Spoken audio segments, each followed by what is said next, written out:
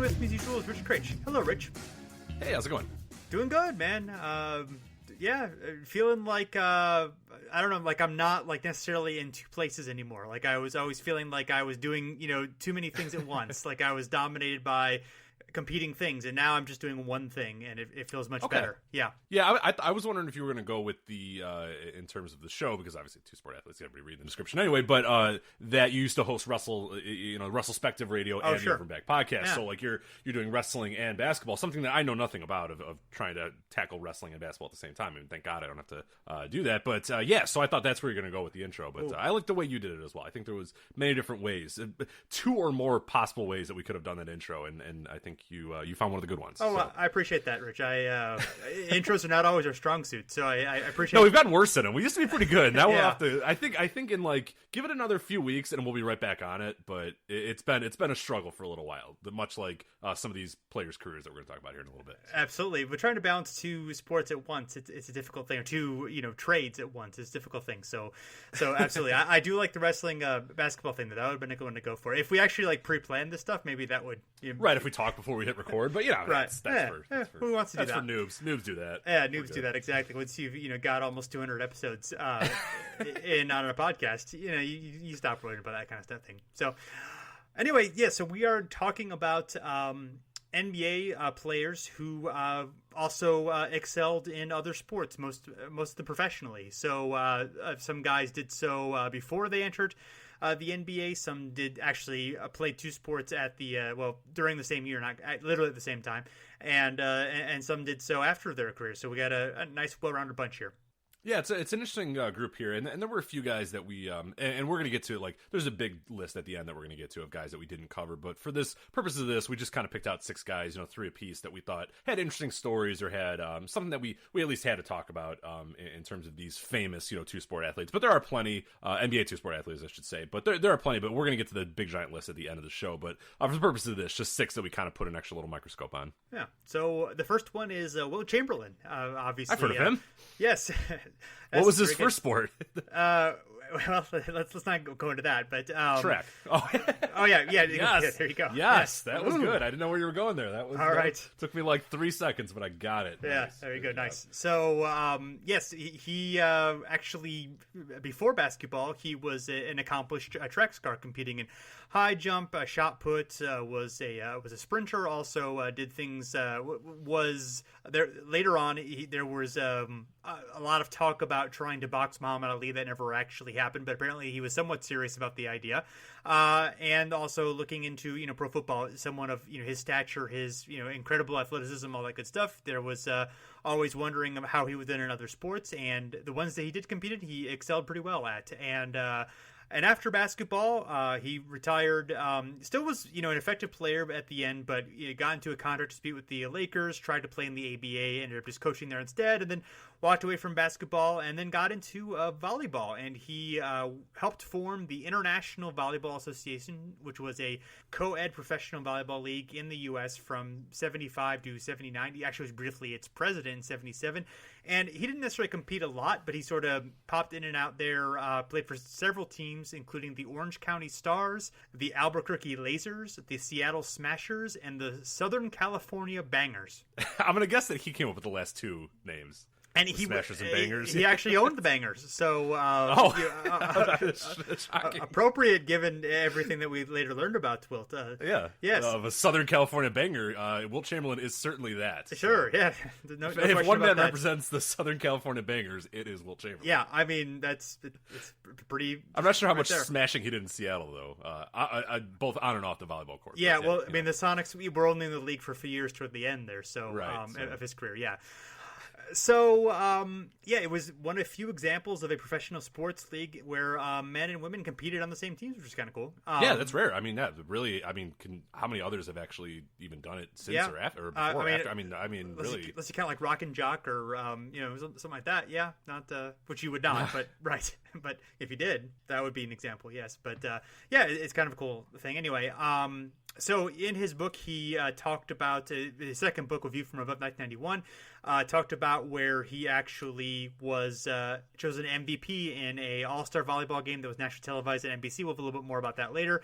And then, really got into it late in his life, around age 33 or 34. I think he first got into it when he was recovering from a pretty devastating leg injury that kept him out for most of the season, and he sort of used that and used kind of running in the sand in a way to to kind of stay, to build his leg strength back and to actually compete. So he was really into it. He was able to get a All-Star game televised on NBC and was actually named to the Volleyball Hall of Fame, and one of the few to be a Hall of Famer in two professional sports. So pretty cool there. And then there's a story that the former IVA pro Byron Schumann talks about. Byron Schumann, he has an interesting name. He was a player coach for the Tucson Sky in 1978, talking about this All-Star game, which I think is the same one that was nationally televised. And he had been quoted as not really intending to, but sort of talked about the deficiencies in Wilt's game as a volleyball player, because he was a really good hitter. He was really strong and tall, but it wasn't that good at some of the other things that are effective in volleyball. So that got in the paper, and then they had a game, and then Wilt just came out, and the quote is, I've seen 3 Olympics and a lot of world-class high-level volleyball, and he played as well as any hitter I've ever seen. He was playing against some world-class players, and I can't remember his stats, but it was something close to a 90% kill rate. I guess a lot of it was attributed to me in that headline. And then he later made sure that he told the reporter who wrote the thing that he was misquoted, and that was later written. And then he ran into Wilt a year later, and then they laughed, and he said, "Don't worry about it." So Wilt did not harbor a grudge in that situation. But yeah, and in the article in question, and I'm sure you can find it as well. A lot of it's just like, he's not refined. He doesn't do this quite right. Like, this isn't perfect. Like, just the guy giving probably his honest thoughts about Wilt Chamberlain, in terms of a guy who wasn't a refined volleyball player at that time, was obviously a basketball player starting to get into this game. But then obviously something triggered into Wilt, and he was like, "Nope, I'm going to show you I'm pretty good." Yeah. But natural athleticism could take over too. And he's a guy who I'm sure, like, when you're watching him in practice and other stuff, is probably not given 110%. But a televised All-Star game that he kind of really tried to get out in the open there and really was behind, I'm sure that was full effort Wilt right there, and you see what what a great raw athlete he was. Yeah, and this not entirely related, but he also did sponsor a professional volleyball and track and field teams, and also teams for girls and women in basketball, track, volleyball, and softball. He devoted himself a lot in the 70s and later in his life into promoting women's sports, and he was credited for doing a lot for women's sports as just a thing that he was really interested in doing, and he was given a lot of credit.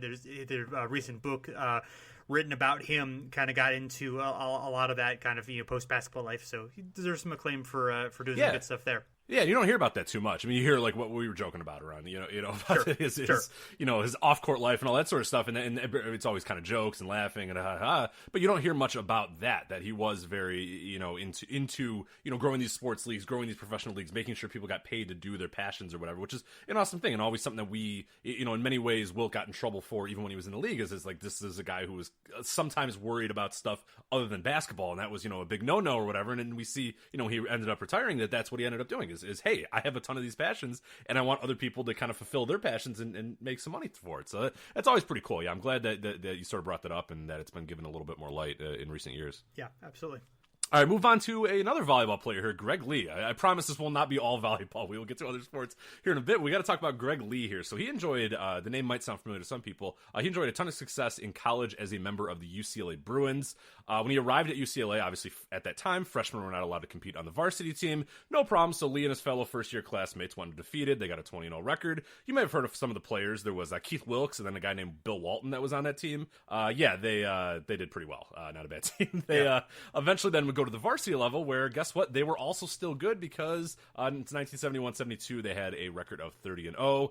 They won their games by an average margin of 30 points or more, and they won a national title. The team at that point featured 7 future NBA players. So again, not too bad. Lee and the Bruins then went back-to-back, and once again going 30-0. So they went back-to-back titles, undefeated 2 straight years. Unfortunately, the following season, both streaks would end. Lee and the Bruins are regarded as one of the most dominant teams of all time. Even with the streak ending, both the win streak, and then they lost a title to NC State. But yeah, in that time, they won 88 games in a row during Lee and Walton and Wilkes and a few other guys' times. So pretty important time there. Lee, he was drafted by both the NBA and ABA. The Atlanta Hawks drafted him in the 7th round, 115th overall in the NBA draft. And then the San Diego Conquistadors drafted him in the 5th round of the ABA draft. He chose the Conquistadors for, I'm sure, a number of reasons. I'm sure being in Southern California was one appeal, and obviously the 5th round versus, the 7th round, rather. And the ABA, obviously, at that point was bringing out some big money for big guys or whatever. You get a guy who was a big-time college player in LA, you get him to go to San Diego. There's a lot of stuff that would make him pick, in my mind, San Diego over Atlanta, though at the time it seemed a little strange, but that was at the time where a lot of people were surprising pundits and surprising journalists by going to the ABA, because there was a lot of stuff there for the ABA to do. But yeah, as far as the Conquistadors, I didn't do a whole lot. He averaged 3.6 points per game, 2.6 assists per game in just 5 games. The next season, he would then move on to the NBA. He would go to the Portland Trailblazers. There, he averaged only 1.2 points per game and 2 assists per game. Only played in 5 games, so again, not too much there in terms of the NBA career. But what was interesting about Gregg Lee is his post-NBA career, which was his prowess at, again, similar to Bill Walton in some ways. But Gregg Lee was an amazing beach volleyball player. So Lee's older brother, John Lee, he himself was an accomplished beach volleyball player and got Gregg into it. In 1972, Gregg played his first Open at the Laguna Beach Open. He finished 2nd with teammate Ron Van Hagen. His first Open victory came with Tom Chamels at the 1972 Santa Barbara Open. And then Lee would advance to the finals 4 more times in 1972, winning twice. So he's still very early in his career, and he's already kind of doing well. That would sort of give some light to what was going to come in the future, which is pretty big dominance here. He would meet his longtime beach volleyball partner, Jim Menges, the same year in Santa Monica. The pair of Lee and Menges would win their first Open tournament together in 1973, the Marion Street Open. Those two were partners on and off over the summers for the next 2 seasons because Menges was still in college. He was still working through his volleyball career at UCLA, and Lee was still playing professional basketball for a couple years, both in the NBA, and then he went overseas, I believe, for 1 year as well. 1975, they finally came together, began playing full-time, and the two went on a tear. They reached the finals of 10 events, winning all but 1. They dominated events, winning the 7 matches of the 1975 season, the first 6 of 1976, to string together 13 tournament wins in a row. So Gregg Lee is one to win tournaments and win things in a row. He's a win streak type of guy. That record, that 13 tournament wins in a row, that would stand for 16 years in the pro beach volleyball circuit. Overall, for Gregg Lee, he entered 62 Open tournaments. He reached the finals 39 times while collecting 29 tournament titles, and he was inducted into the CBVA Beach Volleyball Hall of Fame in 1997. And Bill Walton talks about him a lot in his book. He was someone who they were they were buds. They were buds. So he talks about him a lot as being important to those teams, important for the chemistry as a point guard on those teams. So it doesn't mention a lot about his volleyball career, but it is quite accomplished, as we mentioned. So we're getting both genres of volleyball here, just regular volleyball and beach volleyball. Yeah. I don't know if there are any other types of volleyball, but the two that I know of. Yeah. I suppose. But yeah, if you look at Gregg Lee, you'll see why he was buddies with Bill Walton. He's got luscious blonde locks, definitely a man that seems at home in Los Angeles and San Diego. But dominant beach volleyball player. Yes, maybe there's grass volleyball. Oh, that's true. Yeah, I mean, you could play volleyball on grass, I suppose. I don't know if it's professional, but professional grass volleyball. Yeah, I don't know. Yeah, amateur grass volleyball, definitely. I've played that, in fact. So I did.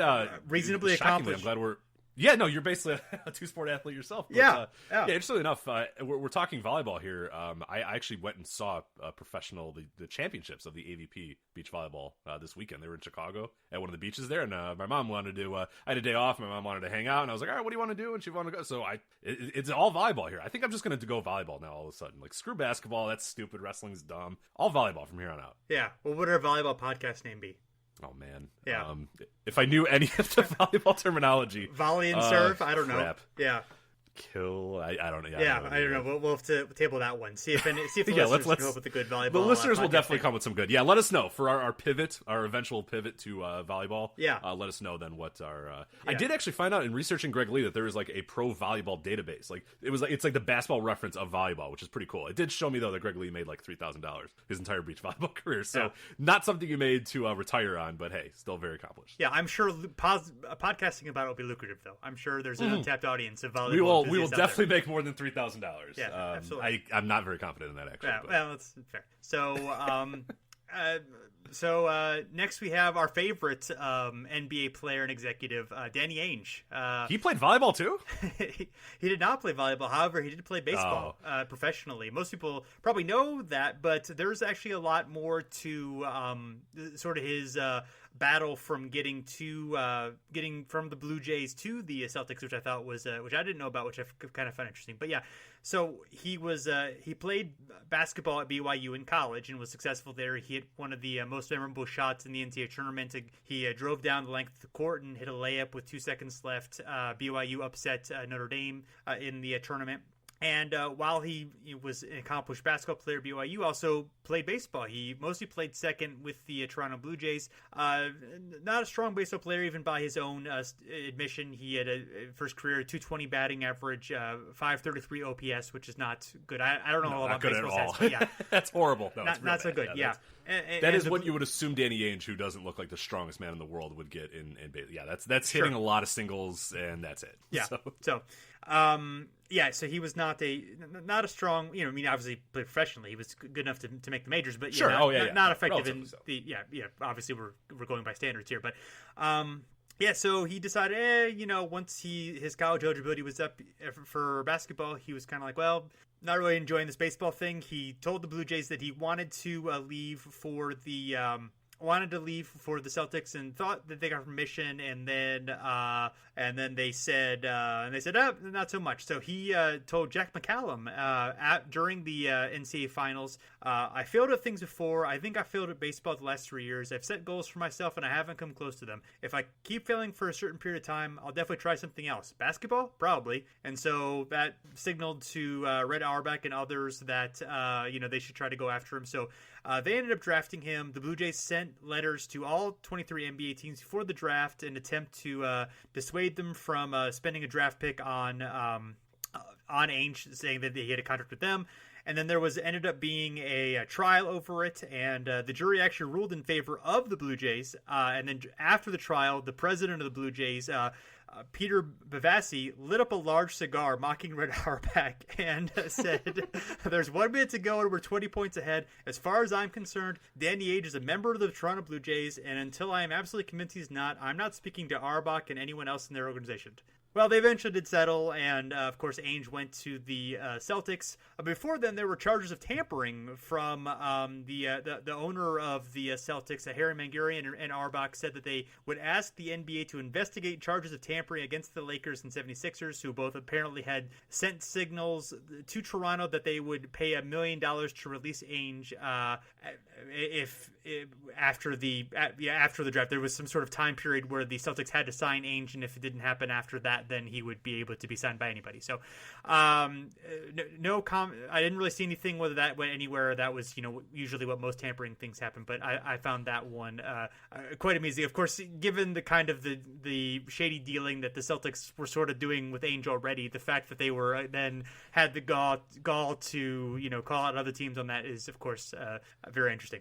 Right, and similar to what they had kind of done. I mean, not necessarily to the same extent, but kind of done with Bird a few years prior. I mean, not to the same shadiness. That was sort of like kind of a weird loophole that they kind of got around as well. But yeah, It had been a few years of the Celtics kind of pulling the wool over some people. So I could see the Lakers and other teams being a little upset by that. So. Yeah, sure. And then actually, apparently, Danny Ainge in 89 or 1990, when he had been traded to Sacramento, kind of got the itch for baseball again, and he said that he was approached by the Blue Jays, and then there's a different version of the story that says that he had called the Blue Jays, but he said that's the correct story, by the way, given how good Toronto was at that time, and the lack of need for a slap hitting terrible infielder. But I don't know. Yes. I mean, I'm not that Danny Ainge would ever lie to the press. Not that it would ever happen. But I kind of believe the other story. But that's fine. Yeah. So he said that Ainge was quoted as saying he wanted me as a utility defensive player for late innings, giving infielders or outfielders a blow, maybe playing every 3 or 4 days. So he said that was a pretty good Toronto team. Had I not had 4 children and a wife who had been following me through my entire career, it might have been different. I thought about it seriously, but I thought about my family situation and couldn't do it. So this is from an ESPN blog looking back on Ainge's baseball career. But either way, of course, he did not go back and then ended up playing for Portland and Phoenix toward the end of his career, and then, of course, now is the executive in the Celtics, and has really done nothing noteworthy during his time with the Celtics that I can think of. collect assets. Yes, collect beautiful assets. Yes, and Kyrie Irving. So yeah. So hey, did a few things there, but no, let's go there with Danny Ainge. All right, I'm going to move on to actually one of my favorite athletes of all time, and a reason I am still to this day a relatively big Florida State Seminoles fan. It is Charlie Ward. Charlie Ward, he won the 1993 Heisman Trophy, Maxwell Award, and Davey O'Brien Award as a quarterback for Florida State University. He led the Seminoles to their first ever national championship when FSU defeated Nebraska 18-16 in the 1993 Orange Bowl.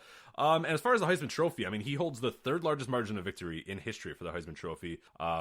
He's third only to O.J. Simpson and Troy Smith. So Troy Smith, all right. There. Yeah, Troy Smith. He's cool, right? Yeah, Ohio State, baby. Yeah. Yeah. Okay, there you go. So I'm not really a big Ohio State fan anymore. Back in the day, I was a pretty big Ohio State fan. So. No, you remember Troy Smith? I forgot that Troy Smith won a Heisman. I remember because similar to Charlie Ward, we do not forget here in Columbus. Yeah. Right. Then but similar to Charlie Ward, it's like he wins that Heisman and then they're like, yeah, you're never playing quarterback again. Get the hell out of here. And it's like, oh, okay, whatever. Like, geez. It seems kind of weird. But colleges and NFL's very different games. So Ward, we'll get to his NBA career here in a little bit, but he was all over the place. So he did not play baseball in college, but he was drafted as a pitcher by the Milwaukee Brewers in the 59th round of the 1993 draft, and then in the 18th round by the New York Yankees in the 1994 draft. He would never go on to play major or minor league baseball. He was also an avid tennis player, and he was in the Arthur Ashe Amateur Tennis Tournament in 1994. So he was a busy man in 1993 and 1994. As far as basketball, though, he played basketball for 4 years at FSU. Some former teammates he had included NBA players, some legendary players like Doug Edwards, Sam Cassell, and the most legendary of all, of course, Bob Sura. FSU legend, Bobby Sura. I should preface that. Yeah. Triple-double man himself. Upon graduation, Ward was undecided about which league he would go pro in, if it was going to be the NBA or the NFL. He made it known that he would choose the NBA if not selected in the first round of the NFL draft. That's a very good idea from a financial standpoint and a health standpoint, so good on you, Charlie Ward. Teams did not want to waste a first-round pick on a player that might not choose the NBA, and there was also rumblings, too, that most teams weren't really looking at him as a first-round pick anyway. Even if he was fully committed to the NFL, he's maybe fourth round at best, because he's a little undersized, especially for the quarterback position. Not a great thrower, but a really good, in some other aspects of being a quarterback in college. But there was worries about how he would do in the NFL, so he decided, or actually NFL teams decided not to draft him. He was not selected in the first round. He was actually undrafted, and then Ward was chosen in the first round, however, of the NBA draft. He was 26th overall by the New York Knicks. Inquiry, we'll get to again to kind of the nuts and bolts of his career in a little bit, but there was an inquiry made during Ward's rookie year for him to be the backup quarterback for Joe Montana and the Kansas City Chiefs, but Ward at that point declined. He said he was pretty much ready for the NBA and ready to just be a Knick at that point. And to this day, Ward is the only Heisman Trophy winner to ever play in the NBA. As far as his career, I mean, not a ton of super notable stuff. Like by the time, obviously he came in under Pat Riley, and the Knicks had still, just came off of an NBA Finals appearance. He didn't get a whole lot of playing time under Riley. Eventually, though, Riley gave way to Don Nelson the next year. And then after that, with 23 games left in the season, the Knicks got rid of Don Nelson, or Don Nelson got rid of the Knicks. Both got rid of each other at that point, and then Jeff Van Gundy took over. And Van Gundy always kind of took a liking to Ward, so Ward started playing a little bit more. By the 1997 season, he had become pretty much one of the Knicks' top rotational players. He started in and appeared in every single game for the next 2 seasons after that. One of the more famous moments, though, of Charlie Ward's career, Game 5 of the 1997 Eastern Conference semifinals against the Heat. Ward tried to box out P.J. Brown. You've probably seen this play many times before. When he tried to get inside after free throw shot, Brown got frustrated, retaliated by lifting Ward up and body slamming him. This caused a bench clearing brawl to ensue. Miami won the game 96-81. And after the game, Patrick Ewing, John Starks, Larry Johnson, Allen Houston, and Ward were all suspended by the NBA. Due to suspension, the Knicks were shorthanded. They lost Games 6 and 7, and then they failed to advance to the Eastern Conference Finals. Miami would advance, but they would end up losing to the Chicago Bulls. Anyway, some other highlights here before we finish up with Ward. He was selected to participate in the 1998 NBA All-Star three-point competition. He finished 4th.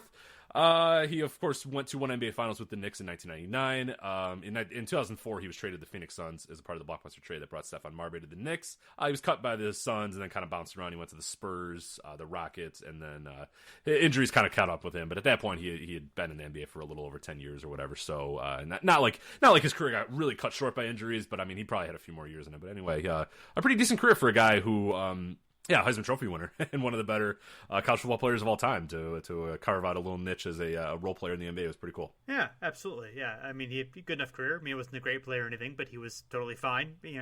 Totally had a nice career. But yeah, he was exciting in college as a football player. I mean, I remember how dynamic and exciting he really was for Florida State. That was obviously a great team as well. So. So yeah, good pick. I always had this weird thing with because he went to the Knicks, who I've always hated the Knicks. Obviously living in Chicago and just especially that era of the Knicks, I just couldn't stand them. So I always had to there was this weird thing where he would come in and I'd kind of root for him, but then I'd really want them to lose, and it was very tough for a few years there. I was not happy with the fact that the Knicks selected Charlie Ward, not any other team in the league, but that's all right. So next we have Gene Conley, who is officially one of two players to win rings in two different sports. He won he was a 3-time National League All-Star with the Milwaukee Braves and the Phillies. He won a championship in '57 with the Braves. He had a lifetime 91 and 96 record with a 3.82 ERA. Played for 4 teams. He was a pretty good pitcher. Had decent numbers, and was actually finished 3rd in Rookie of the Year voting in 1954, one spot ahead of his teammate Hank Aaron. So that's interesting. And then he also played on 3 NBA championship teams with the Celtics. Actually played in the 53 season, then took a break for 5 years, then came back in 59 through 61.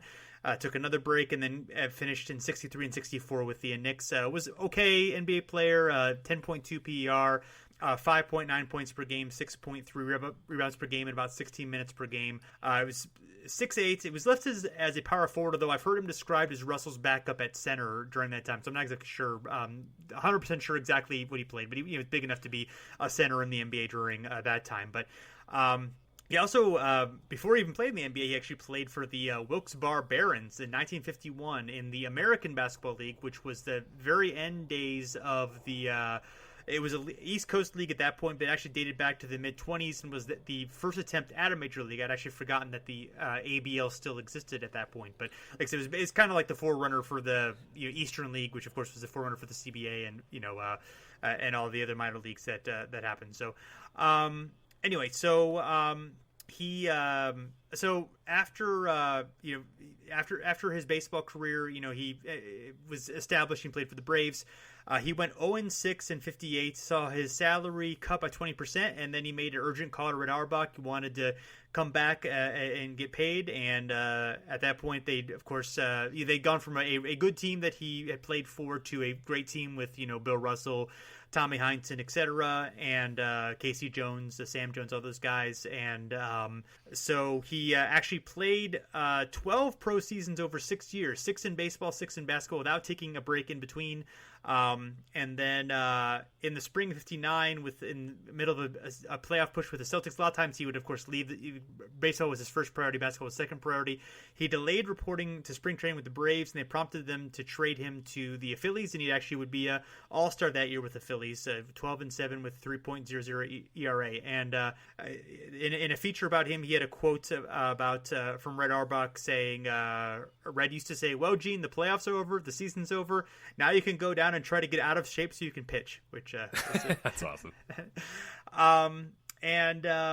He talked about how he in a profile with Los Angeles Times, he said, "When I look back, I don't know how I did it. I really don't. I think it was so much fun that it kept me going. I can't remember a teammate I didn't enjoy." He also would say he's kind of surprised that more players didn't do it because almost all of them had to have off-season jobs at that point because the money wasn't that great. So he's also kind of famous for having a famous 3-day bender where he and teammate Pumpsy Green with the Red Sox, they left a bus that was stuck in traffic to find a restroom, and then he ended up staying at a bar, and then the bus went away. They checked into a hotel. Pumpsy Green rejoined the team the next day, but then Conley took a hiatus, and he attracted media attention attempting to fly to Jerusalem.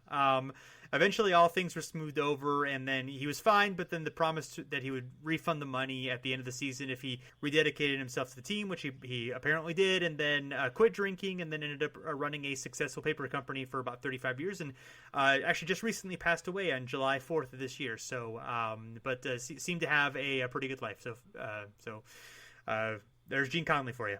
Yeah, it's crazy. I mean, just doing the 6 baseball, 6 basketball seasons and without taking a break in between, but not concurrently doing them, just sort of like picking one up, or at some point sometimes doing concurrently, but also just like picking one up and doing the other. It just seems insane, especially those sort of sports like we've seen in relatively recent history. I mean, I don't know if we're going to see it much anymore, but in terms of guys going from like baseball to football and stuff like that, and sports, but basketball and baseball just seems like such a wildly different sports to sort of 1 minute pick up a glove and the next minute go out there and play basketball, especially with it being obviously a different era of basketball and a different era of pro sports at that time. But just really interesting there, and it shows you too that the MLB was still his priority and baseball was still his priority, whereas now I wonder if it would be, I don't know what it would be if a player hypothetically these days was great at both of those things, what they would choose as their priority, or if teams would really let that. I don't see any scenario where a team would even let you bother trying or even attempt to try, let alone even allow you to try to do 2 sports at the same time. Yeah, I mean, unless it was someone like LeBron who had just leverage, who could do kind of whatever. Right, just I am doing this. Do you want me to play basketball for you? Like, yes, we do. Okay, right, yeah, whatever you want. Other than that, probably not. Yeah, I mean, I would imagine. Yeah, I guess it would depend if it were an athlete. Probably basketball would be the sport where someone would have leverage to do that. Like even like the biggest baseball star, I don't know how important they are. Where right. I don't know. It's just in question. And even the calendar synced up better. When the season was more compressed in the NBA, so that you could basically there wasn't too much of a overlap between the seasons, so they could do that more easily, of course, but then than they could today. Yeah, now it'd be almost nearly right, exactly. You'd miss the first month of the basketball season, or the first month of the season. You'd be doing that, and then you go into the playoffs and like the season. Yeah, it's just a mess. In the NBA, if your team went to the finals, you wouldn't be able to play baseball till right, exactly, June or July, right? So yeah, exactly. Right. Yeah, sorry, I'll come in 3 months later in the season. Like, no, don't even bother, man. It's all right. But no, it's super interesting though. Yeah, for him to do that, I mean, is quite the accomplishment, even in that era. Right. Exactly. All right, then the last guy I'm going to feature here is Nathaniel Clifton. You might know him as Nat Sweetwater Clifton. So a little bit of story of him after World War II, where he served in the United States Army. Clifton joined the New York Wrens, the famous all-black professional basketball team that toured throughout the United States. Noted for his large hands, which required a size 14 glove, he was invited to join the Harlem Globetrotters. And he played there from the summer of 1948 to the spring of 1950. During the basketball offseason in 1949, Clifton played for the Chicago American Giants in the Negro Baseball League. That's where that size 14 glove comes in. In the 1950 NBA draft, Clifton became the 3rd African-American player to be drafted by the NBA after Chuck Cooper and Earl Lloyd. He played his first game for the New York Knicks on November 4th, 4 days after the debut of Washington Capitals player Earl Lloyd, the first black player to appear in an NBA game, of course. We've done we did a whole show on Earl Lloyd, right? Or did we just feature him at some point? We talked about when he passed away. It was right when Anthony Mason and that's right. Okay, so right. We did feature him. So a little bit, yeah. So if you're interested in learning more about Earl Lloyd and kind of his history, I mean, obviously there's a lot to read as well. But we did an episode. You just look up Earl Lloyd in our archives, and you should be able to find it. Yeah, it was the same as Anthony Mason. We kind of did a joint memorial there for him. Yeah. So he was already 27 years old when he made his debut. So Clifton in his first season helped lead the team to its first ever NBA Finals appearance in New York Knicks. They lost in 7 games to the Rochester Royals. He had a really good NBA career. I mean, a pretty decent one. And during his 8 seasons in the NBA, he averaged 10 points, 9 rebounds per game. He was top 10 in rebounds in both 1952 and 1953. And he was 6th in defensive win shares in 1953 as well. He was also named to the 1957 NBA All-Star team. He scored 8 points in 23 minutes in the game. And actually, this is a pretty fun fact. He is still the oldest player in NBA history to be named to an All-Star game for the first time. He's trailed by Sam Cassell in 2004, Anthony Mason in 2001, and Kyle Korver in 2015. So good for old Sweetwater Clifton there. In 1957, he was traded to the Fort Wayne Pistons. He played there for 1 season, and then he retired. But that wasn't the end of him playing sports, though. In 1958, he joined the Detroit Clowns baseball team in the Negro Baseball League, and that was alongside former Harlem Globetrotter teammate Reese Goose Tatum as well. So Reese Goose Tatum and Clifton on the Detroit Clowns. In 1961, he was coaxed out of retirement, so he had retired from everything. But in 1961, the Chicago Majors of the fledgling American Baseball League, the ABL, tried to get him out, and he came in, and then after the league folded in 1962, he retired permanently at 40 years old. But that was an end, not the it, of his sports career, maybe professionally, but Clifton played softball for the Brown Bombers and Capitol Records team of the Daddy-O Daily League, and he was inducted into the Chicago 16-inch Softball Hall of Fame, which actually, ironically enough, I work 2 minutes away from that Hall of Fame, and I've never gone, and now after this, I am definitely going. I did not know Nat Sweetwater Clifton was in the 16-inch Hall of Fame, but it's right around the corner for me. I know it's not open all the time, but I've heard it's pretty cool, and one, and obviously 16-inch softball is a huge thing in Chicago, and I had no idea that he had any sort of background in that or what was a dynamic player or, played so much to get into the Hall of Fame, but I'll definitely check that out now. Yeah, pretty cool. And actually, I think you misspoke. It was the American Basketball League in '61 that he came to, and not the Baseball League. American Basketball League. Oh, did I say baseball? Sorry, American Basketball League. Yes. And it was a different ABL than the other ABL that we talked about. It was a very brief. The Harlem Globetrotters owner Abe Saperstein's brief league that competed with the NBA for a season and was kind of the forerunner for the ABA in some respects. It had a 3-point line and so forth. But anyway, just a minor correction there.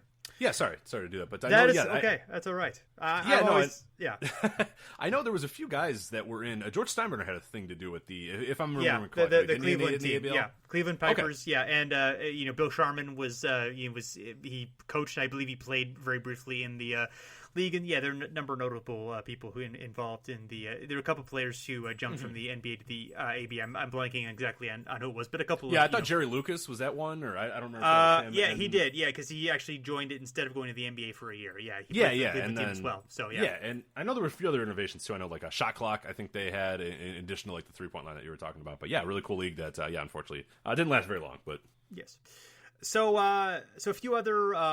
A few other of note, just for completion's sake. The 1946 Rochester Royals, who were the NBL champions, they had, of course, future Knicks coach Red Holzman, who was a very good player in his day, Bob Davies, and Al Servey, who were legends of the early game. Bob Davies, really great ball handler, were part of this team, but also the future legendary Browns quarterback Otto Graham, who the Browns were not set to start until the fall of '46, and so he played with the Royals and helped them win a championship against the Sheboygan Redskins in 1946. And besides Gene Conley, he's the only player to win a title in 2 professional sports. Was also an accomplished college player. Actually, he was as a senior, he was named a first-team basketball All-American. So he was quite an accomplished player in basketball. I didn't realize that he had that college career as well. And another player of note on that team was Chuck Connors, who was the star of TV's The Rifleman. Also was only played for 14 games on the Royals. Actually did not play in the playoffs. He also played a couple years with the Celtics and the BAA before the merger, and then also played 60 games in Major League Baseball from 49 to 1951. And he is credited with the first shattered backboard on a dunk in the BAA, which is a story told in Terry Pluto's Tall Tales book, which is not quite as good as Loose Balls, but is a nice read about the early days of the NBA. So worth. One that's worth reading as well. But so he's that's kind of an interesting one as well. To have all those guys on that team is kind of interesting. Yeah, absolutely. Yeah, that's a hell of a team there. I mean, in terms of overall, 1960s fame and or 1940s fame and sports legends too. So it's a lot of good stuff. Yes, exactly. Yeah, and there was actually, shockingly enough, there was actually a Browns quarterback who was good at one point. The last good Browns quarterback, Otto Graham. So. Yes, exactly. Which is actually not that big of a joke. I actually don't know if that's much of a joke. Is it like? Well, there was Bernie Kosar, right? Yeah. Bernie Kosar. Yeah. Bernie. Yeah, we don't want to. Otto Graham, Bernie Kosar, and now 2017. So. Yes. Listen, we've angered Cleveland people enough. I think we don't want to disparage Bernie Kosar. What did we do? What did we do earlier? I don't know. I'm sure we've done something in the past. So.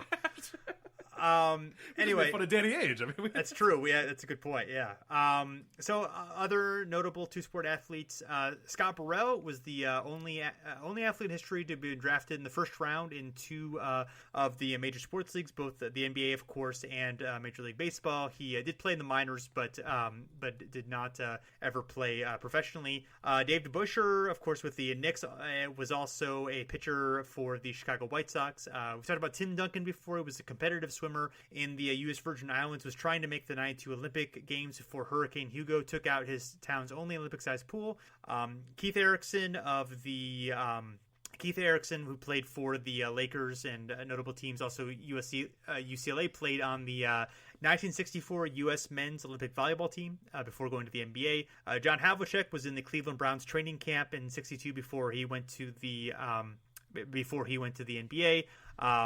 Allen Iverson was I'm not really sure why he's listed on here, to be honest, but he was a star in high school, so I guess that counts. He was great in high school, man. He was that's true. I mean, he was really good, but yeah, we honestly we got this list mostly from Wikipedia. So, but let's see, Michael Jordan, of course, his career has been documented a whole lot, of course. But what did he do? Playing for the Birmingham Barons, right? And he did play basketball as well. But yes, Mickey McCarty, who was selected by the Chiefs in the draft, also selected by the Bulls and the Dallas Chaparrals and by the Cleveland Indians. All in 1968. Everybody wanted Mickey McCarty. Yeah, he didn't really play much, but I think he played for the Chiefs a little bit. But he was drafted by 4 different teams, so it's really nice to be wanted. Yeah, he played 4 games with the Chiefs, as far as I could find, but never got any stats on his record. That was it. That was it for Mickey McCarty, which is weird for a guy that was drafted in every single league for just to not do anything at all. Is weird. Yes. So Cot Nash, who played for the White Sox and the Twins, and also briefly for the Lakers, the Warriors, and the Kentucky Colonels. And also had a name that fit more in the 1920s than the 1960s. That's Cotton Nash is a great 1920s baseball player name, but unfortunately. Yeah. Still awesome in the late 60s. There will never be an era where Cotton Nash isn't a cool name. I just meant way cooler in the 1920s. Probably fit a little bit more. That's true. That's right. Yeah, he's one of the top 2 Cottons that I'm aware of, yeah. After Fitzsimmons, or? Yeah, I would say so. Are there any other famous Cottons? I don't know any off the top of my head. That's the only 2. All right, well, rely on the listeners to isn't for the other Cottons. Isn't there a character in Scream named Cotton? I think I only saw the first Scream, and I saw it when it first came out, and I haven't seen it ever since. So fair enough. All right. I am not a Scream historian here, unfortunately. All right, unfortunately. Well, we'll have to. Yeah, I know. I'm sorry. I apologize. Our Scream history podcast. We'll have to see if that pivot's not going to go very well. I think that pivot's going to be pretty bad. So. All right, fair enough. Aaron Phillips, who's a former WNBA player, also played Australian rules football in the AFL Women's League. Pat Riley, who was selected by the Rockets in the NBA draft, also was drafted as a wide receiver for the Cowboys. Nate Robinson famously played football at the University of Washington. Bill Sharman, who was part of the Brooklyn Dodgers farm system, he was called up but never actually played in the big leagues. And Jay Triano, who, of course, the former Toronto Raptors head coach, was drafted by the Los Angeles Lakers and the CFL's Calgary Stampeders in football. So those are all the ones we know of anyway. Yeah, if you know any others, please let us know on Twitter. Yes, absolutely. At Over and Back NBA. We can be found there on Facebook as well.